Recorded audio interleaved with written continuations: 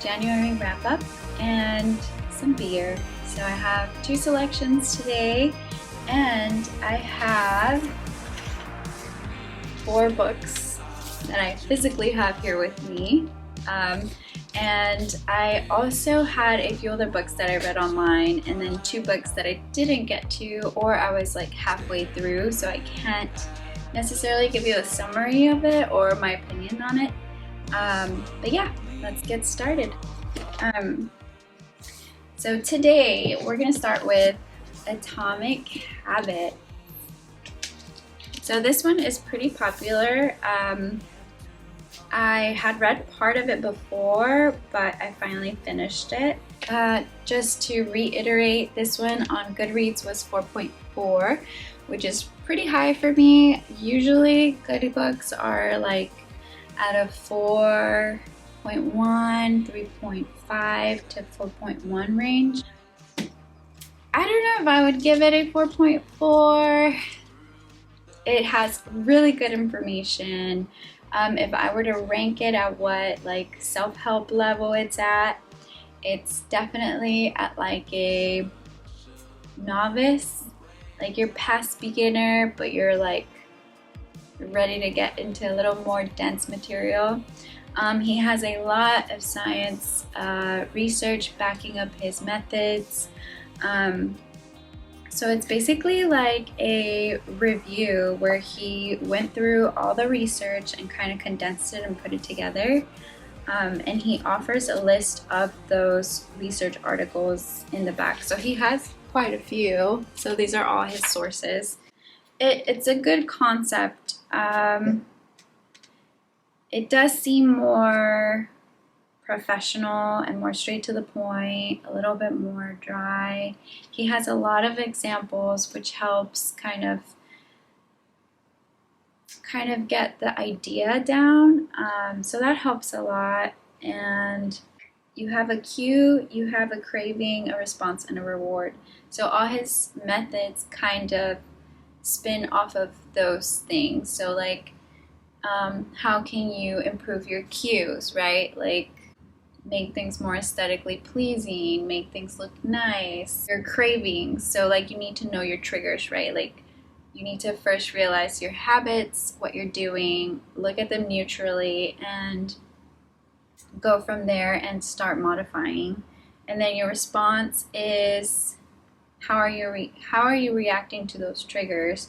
And he goes into details about that, like self-control and like people that have good habits actually don't need to have strong willpower or like strong self-control, because good habits put you in good situations, basically. It's what I understood. He talks about the 2-minute rule, which try to get your habits down to 2 minutes. That's how you know you've like kind of mastered it. For me personally, I think a lot of the things he mentions I've already sort of learned to apply ever since college and things like that. So it's really just how to get the most out of your life and strengthen your habits, or if you're trying to change some habits or experiment with new habits. He talks about like stacking. Overall, I think it was a good one-time read. I don't think I would probably read it again. So I probably would rate it more in the 3.5, if not 3. It's really well put together, so I hate to say 3, right? Like, who am I? But for me and the books that I've read in self-help, it was an easy read. It was okay to follow. It does feel a little more technical. So you just gotta put up with like the statistics and the numbers, but overall that makes it more credible. So it's a good book. Moving on. So next we have You Are a Badass. She has a 3.9 in Goodreads, and that's pretty high as well. I really think it's up there. I really do give it like a solid 4. I think it is more for beginners, like if you're just jumping into the self-help world and you're ready to make changes and you're ready to figure out what's going on in different aspects of your life and kind of look inward, I think this one is pretty good. She's pretty funny and like lenient and gives like really modern day examples. At the beginning it feels like it's trying a little too hard, so you just kind of bear with it. After that, it's really cool. She touches on like a lot of different aspects of your life. So she talks about like your self-worth, your spirituality, your dreams and your aspirations, and actually following your true calling. It's really good. For me, again, I feel like it wasn't any new nuggets of information. I think it was more like a pep talk to me, but I can definitely hear her come through the book. Like, you can hear her voice. So she puts herself in her writing, which makes it really easy to read. I really liked how she covers like the financial bit at the end and how to kind of handle your perspective on money, which I think is very important. Yeah, and how to deal with people like around you. So I really liked this one. I definitely give it a 4. A really good pep talk, even if you already kind of know the things she's talking about. It makes you feel re-energized and it makes you feel like you can go out there and start your goals. So this one is definitely one that you should have in your little book collection and maybe make it like a January read to just kind of get re-energized and revamped. So actually has another book, You Are a Badass at Making Money. So that one is specifically for money. I haven't read that one, so maybe we can have like a money month. Money. And we can read it because there are a lot of books that talk about money and we can get into that. Time for beer. Okay, this is exciting. The first beer we have is the Great Divide Yeti Imperial Stout. Oh, we did do a trip to Colorado with my family and I'll have that video up also. So it was really fun, and in lieu of Colorado vacations, I got this one. And they have a cool little Yeti in the back. It's really nice. So we're gonna go ahead and try this one first. Okay.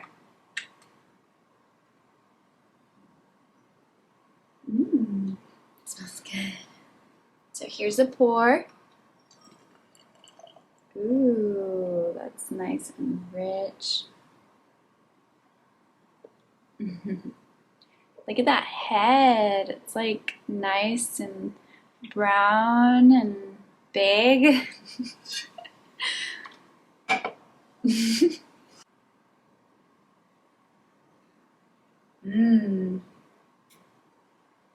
That's yummy. So as to MO, appearance, it's really dark, not translucent at all. And smell, you can really smell like the caramel in there. Taste, it's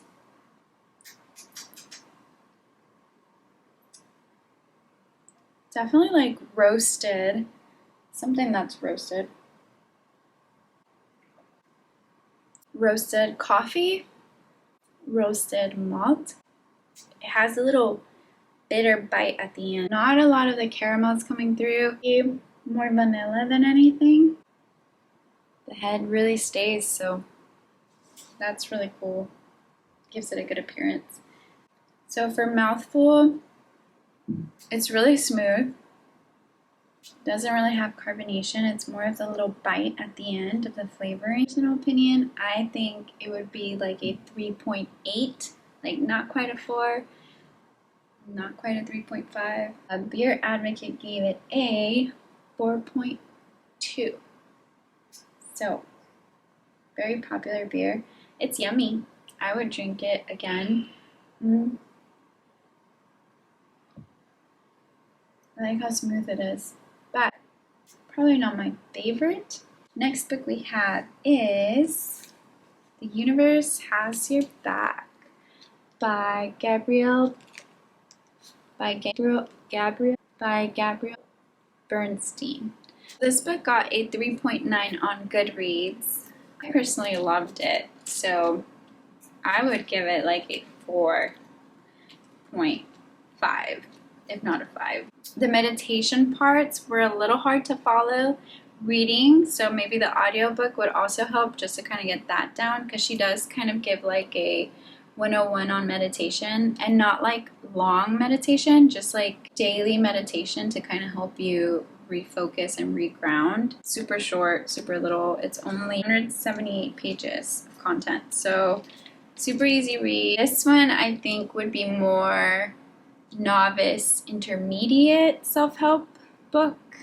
I think it is talking about a lot more metaphysical concepts.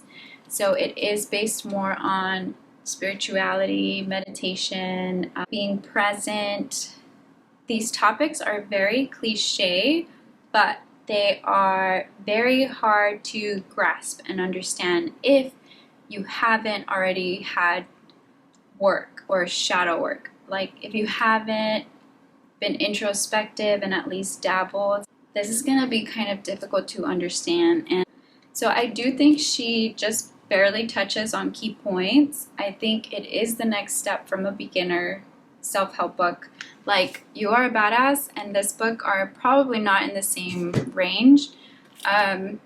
This one is probably the next step to You Are a Badass. So it's more like, okay, let's get more in tune, let's get more grounded, let's do more work with joy and faith and happiness and gratitude and that side of things, like the more spiritual side. I feel like I related to a lot of the things she mentioned just growing up. My journey with meditation and my journey with spirituality, I think she was kind of validating everything that I felt, and I really it was like a reminder of my faith and my gratitude and my journey. She has other books also which I haven't read. This one was her more like introductory book, so I can't speak to the other books or like her lectures because I know she's a public speaker. So just to kind of give you a little glimpse, she talks about your hidden power. And so there's a little excerpt here. She says, your presence is your power. When your internal movie screen is projecting an empowering story, then your perception of your life is empowered. You dwell in an energy of positivity and power, you become a magnet for miracles. She talks about like raising your frequency, which there are a lot of the foo-foo part of manifesting, you know, because there's manifesting kind of like The Secret, you know, that book that came out a few years ago where you can just manifest anything you want. I personally kind of see it like Gabrielle, like where you surrender and it's okay to want things and want them so bad and to ask for them and to raise your energy. But I think also it's important to know surrender, and she talks about that in this book. But yeah, I can do its own review because it has complicated concepts in here that I can just do its own review, and it's a super easy read. So that's my opinion on The Universe Has Your Back. I have two books I wasn't able to get to. One is The Mountain Is You, and another one is The Subtle Art of Not Giving a... I didn't get to these. I started reading The Mountain Is You and I just ran out of time with my trip and planning and just my new habits that I started for January. I, got busy. So I will probably do separate vlogs to cover those. I did read the TikTok books. Those were You'll Ever Need, You Can Find Within Yourself. That one's by Charlotte Freeman. So I looked up a little bit more of the authors. They are TikTok books. They're more like self-written, kind of in the style of poetry or diary delivery. And it just talks about like life situation. The other TikTok book that I read was All That You Deserve. That one is in the same style. I think they're like self-published, which is amazing that people are kind of catching on to this concept of self-publishing on online. I have Rupee Cower, which she started off like that. Like she created her own poetry books and with like pretty little art, and she has several now that she's published. So it's kind of that concept. And then there's also Atticus. Atticus is really good. I follow him or them on Instagram because I love the photography. But anyway, we can do a review on them some other time. If you guys have a chance to check them out, I think they would be good gifts. Those are definitely books that you just kind of take one poem a day. I read through them and kind of journaled along with it. They have really good concepts, and it does feel like a journal. Like when I read it, it literally sounds like things I would journal for myself. Our second beer. So this one is Anderson Valley Old Fashioned malt beverage with natural flavors added, aged in bourbon barrels. So this one is from Colorado as well, from Anderson Valley Brewing Company. Oh no, this one's from California. The smell is okay. Here's a pour. Ooh, this one's more golden. Nice. A lot more golden than the other one. With a nice head as well. The head is not as brown. It's light and fluffy. And it's staying pretty well. That one's yummy. Definitely a malt beer. And Astruemo. So smell, I do get a malt smell, honestly, more than like a bourbon smell. You can taste the bourbon at the beginning. Mouthful, it's not highly carbonated. It's pretty smooth. Doesn't have a bite at the end.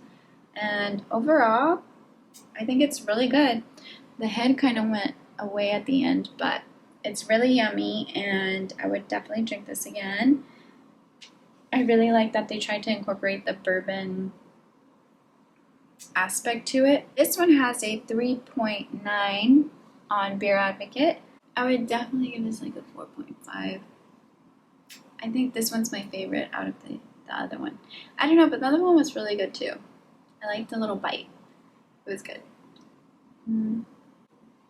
So switching gears al español.